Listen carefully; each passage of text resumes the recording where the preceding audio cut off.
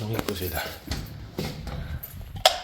Hoy mga bata, Ano yan, boss? may nagtanong sa akin ngayon. Ano yan, boss? Yan na naman tayo eh. Mas malaki ari ko kasi. Sabi niya, Manahimik kayo. kung hindi daw available yung kondo, Sabi ko na nga ba, ano daw naman yung to eh. pwede niyang gamitin para hindi niya mabuntis yung babae. Ako boss, alam ko. Iputok na lang niya sa puwet para hindi mabuntis, boss. Putang inang galing. Isa ka talagang henyo to. Isa ka talagang alaman to. Sino pa? Ako boss, alam ko. Sige, Oh. natin. Kahit iputok na lang niya sa bibig, boss, para hindi mabuntis. Puta, ang galing. Grabe, the best ka talaga. Yun yung masarap. Puro kalokohan talaga. Wala naman talaga tayong ibang maisip. Puro kalokohan. Boss. Oh. Palutin niya ng cellophane, boss, para hindi mabuntis. Grabe. Putang ina, puro kabubuhan. Ay na, magaling. Boss, rugby.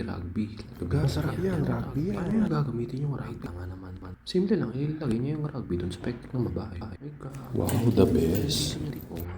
Gugulo niyo. Pero pag wala nga daw, huwag na lang umalis.